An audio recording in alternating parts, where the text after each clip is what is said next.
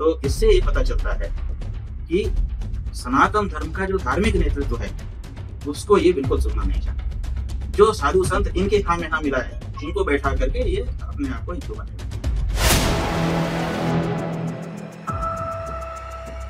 स्वामी अविमुक्तेश्वर आनंद बोले, सनातन के धार्मिक नेतृत्व को बीजेपी सुनना ही नहीं चाहती। बीते कुछ महीनों से स्वामी अविमुक्तेश्वर आनंद बीजेपी से नाराज चल रहे हैं। उनकी नाराजगी बता रही है कि उनके और बीजेपी के बीच इस वक्त कुछ भी ठीक नहीं चल रहा है। स्वामी अविमुक्तेश्वर आनंद के पिछले कुछ बयानों को देखें तो उनके बयानों में बीजेपी के प्रति नाराजगी साफ देखी जा सकती है और कुछ बयान धर्म से परे मामलों में काफी बेबाक रहे। लेकिन उनके बेबाक बयानों को दूसरे शब्दों में कहे तो राजनीतिक सक्रियता को भाजपा विरोध के रूप में देखा जा रहा है। अब उनका एक और बयान सामने आया है जिसमें वो बीजेपी पर ताबड़तोड़ कई आरोप लगा रहे हैं, कई हमले बोल रहे हैं, कई मुद्दों का वो जिक्र करते हैं। वो राम मंदिर को लेकर कहते हैं कि बीजेपी ने अधूरे राम मंदिर का उद्घाटन किया, धर्माचार्यों की बात नहीं मानी। वहीं काशी कॉरिडोर को लेकर वो कहते हैं कि बीजेपी ने वाराणसी में कई मंदिरों को तोड़ा। तो हम कैसे कहें कि ये हिंदुओं की सरकार है? जरा आप भी सुनिए स्वामी अविमुक्तेश्वर आनंद ने क्या कुछ कहा है। तो जो विशेषज्ञ थे उनसे दिखाने के लिए ही सही 2-4 मीटिंग तो कर देते, मिनट बुक में दिखाई दे देता कि हमने बड़े बड़े धर्माचार्यों से राय ली, लेकिन दिखाने के लिए भी राय लेने की जरूरत नहीं समझी गई। आपने कोई राय मशवरा नहीं किया। फिर आपने मंदिर बनाना शुरू कर दिया। वो कह रहे थे, उनका ट्रस्ट पहले ही प्रस्ताव पारित कर चुका कि 500 सालों के बाद हमको ये जगह मिलेगी, हम विश्व का अद्वितीय मंदिर बनाएंगे। आपने विश्व का अद्वितीय मंदिर हिंदू समाज को वंचित कर दिया। आपने जल्दबाजी में कि अगले चुनाव के पहले हमारा मंदिर बन जाए, इसके लिए जो पत्थर तराशे गए थे छोटे से मंदिर के, उन्हीं पत्थरों का उपयोग करके मंदिर बनाने के लिए प्रस्ताव कर दिया। हिंदू समाज को आपने एक अद्वितीय मंदिर से वंचित कर दिया। और उसके बाद आपके जो लोग थे नाकारा, क्योंकि वो तो वहां मलाई खा रहे हैं, उनको तो कोई लेना देना नहीं था। तो आपकी योजना के अनुसार आपके चुनाव के पहले वो मंदिर बना नहीं पाए, अधूरा रह गया। तो आपने अधूरे मंदिर में प्रतिष्ठा करना शुरू कर दिया।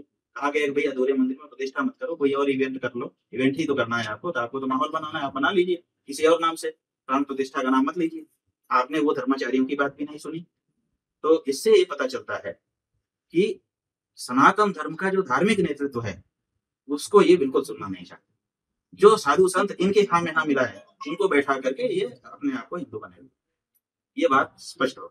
इसी तरह से गाय के मामले में कोई भी हिंदू गौ हत्या को नहीं स्वीकार करता है, गाय की पहली रोटी घर में निकालता है। आपने कहा था कि तुम्हारा ये गुलाबी रंग देख करके तुम्हारा दिल दुखता है कि नहीं, मेरा तो दुखता है। तो लोगों ने समझा था कि आप गौ भक्त। आपने उसमें बढ़ोतरी कर दी, आपने कारखानों को अत्याधुनिक बना दिया, आपने गौ मांस के निर्यात को इतना ऊंचा बढ़ा दिया कि ब्राजील के बाद अब दूसरा नंबर भारत का हो गया, और आप करते चले जा रहे हैं। इसी तरह से कौन कौन से मामले दिखाएं।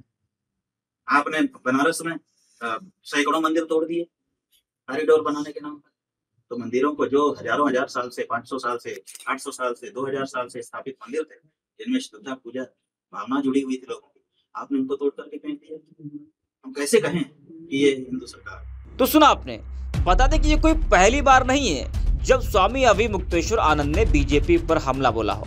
इससे पहले भी वो कई बार बीजेपी पर हमलावर हो चुके हैं। जब वो बीते दिनों लखनऊ आए थे तो उन्होंने कहा था कि हिंदुओं के साथ धोखा हो रहा है, हिंदुओं का वोट लेकर हिंदुओं के साथ धोखा किया जा रहा है। उन्होंने गौहत्या बंद कराने के लिए कानून बनाने की मांग की थी और कहा था कि इसके लिए ही मैं मठ छोड़कर निकला हूं। यूपी के मुख्यमंत्री महंत योगी आदित्यनाथ हैं, इसके बाद भी उत्तर प्रदेश सबसे ज्यादा गौमांस का निर्यात कर रहा है। मेरी यात्रा का विरोध सबसे पहले बीजेपी ने ही किया।